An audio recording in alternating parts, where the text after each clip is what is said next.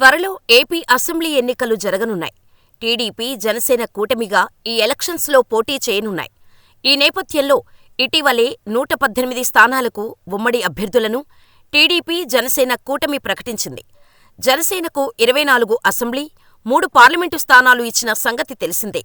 ఇక సీట్లు ప్రకటించిన సమయంలో అనకాపల్లి పార్లమెంటు స్థానం నుంచి జనసేన అధినేత పవన్ కళ్యాణ్ సోదరుడు నాగబాబు పోటీ చేస్తాడనే వార్తలు వచ్చాయి. అందుకు తగ్గట్టే ఆయన అనకాపల్లిలో పర్యటన చేసి సమావేశాలు నిర్వహించారు. అయితే తాజాగా ఓ వార్త పొలిటికల్ సర్కిల్లో వినిపిస్తోంది. నాగబాబును ఆ స్థానం నుంచి తప్పించారనే వార్తలు వినిపిస్తున్నాయి. జనసేన అధినేత పవన్ కళ్యాణ్ తర్వాత ఆ పార్టీలో కీలకమైన నేతలు నాదెండ్ల మనోహర్, నాగబాబు. ఇక ఇటీవల విడుదల చేసిన జాబితాల్లో తెనాలి నుంచి నాదెండ్ల మనోహర్ పోటీ చేస్తున్నట్టు పవన్ కళ్యాణ్ ప్రకటించారు. అయితే తాను పోటీ చేస్తున్న స్థానంపై క్లారిటీ ఇవ్వలేదు. మొత్తంగా అసెంబ్లీ స్థానాల విషయం పక్కన పెడితే పార్లమెంటు స్థానాల విషయంలో ఓ వార్త నడుస్తోంది. టీడీపీ, జనసేన పొత్తులో భాగంగా 3 పార్లమెంటు స్థానాల నుంచి పవన్ కళ్యాణ్ పార్టీ పోటీ చేయనుంది. అందులో మచిలీపట్నం, అనకాపల్లి, కాకినాడ అని తెలుస్తోంది. ఇందులో మచిలీపట్నం నుంచి ఇటీవలే వైసీపీ నుంచి జనసేనలో చేరిన వల్లభనేని బాలశౌరి పోటీ చేస్తున్నారు. అలాగే కాకినాడ నుంచి మరో కీలక నేత పోటీ చేయనున్నారు. ఇక అనకాపల్లి లోక్సభ స్థానం నుంచి పవన్ కళ్యాణ్ సోదరుడు నాగబాబు పోటీ చేస్తారనే చాలా రోజుల నుంచి ప్రచారం జరుగుతోంది. ఆ మాటలను నిజం చేస్తూ కొంతకాలం క్రితం నాగబాబు అనకాపల్లిలో పర్యటించారు.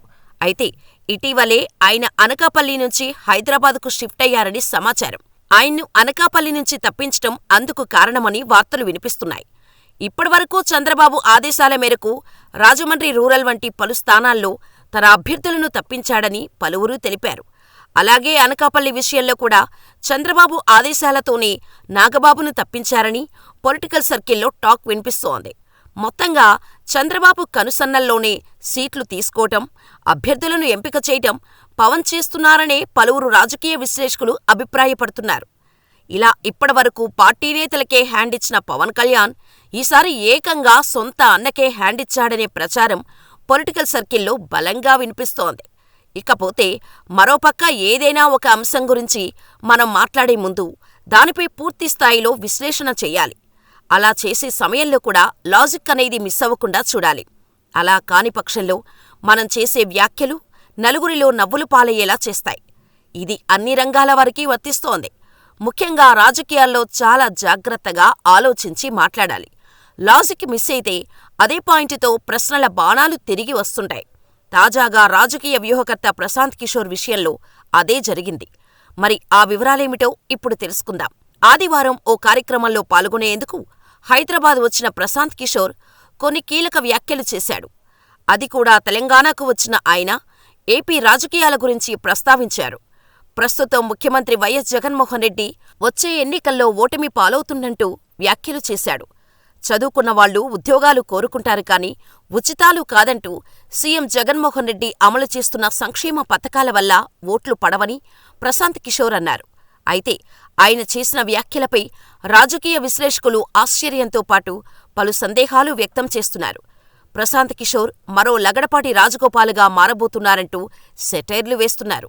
ఇదిలా ఉంటే ప్రశాంత్ కిషోర్ ఓ లాజిక్ ఎలా మిస్ అయ్యాడనే టాక్ వినిపిస్తోంది. ఇక ప్రశాంత్ కిషోర్ మాటలను గమనిస్తే సంక్షేమ పథకాలతో ఓట్లు రావని, యువతకు ఉద్యోగాలు ఇస్తేనే మేలని అన్నారు.